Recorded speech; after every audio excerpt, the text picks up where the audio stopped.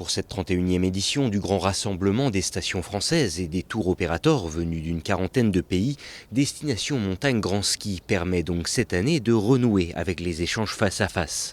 Après une version digitale en 2021, ce sont près de 9000 rendez-vous d'affaires qui ont été programmés en à peine 2 jours de salon. C'est peut-être 80% des contrats qu'on va faire ont été initiés à Grand Ski, à Destination Montagne. Ouais. Donc même si on ne va pas les signer ici physiquement, bon, ils seront le contrat, la discussion du contrat sera initiée sur ce salon. On est à 5 là, on est venu à 5 de notre société de Peak Retreat Ski Collection.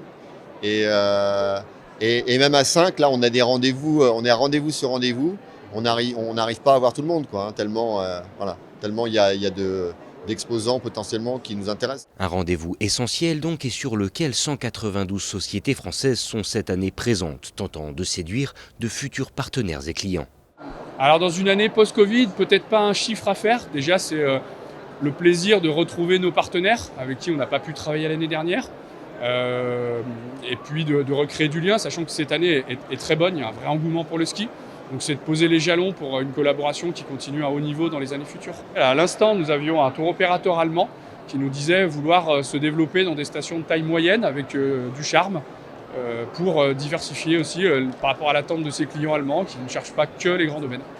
Des contrats potentiels qui concernent bien sûr les futures saisons, été comme hiver, et dont les tendances sont déjà bien cernées par les professionnels. Comme toujours, évidemment, c'est la qualité de l'accueil qui primera. C'est vrai pour les hébergements, c'est vrai pour les services, c'est vrai pour les transports. Ça, c'est le premier point. Le second point d'attention, ça va être également l'engagement pour une diversification des activités. Et puis, il y a une nouvelle tendance qui monte, c'est effectivement de s'intéresser à la montagne des 4 saisons.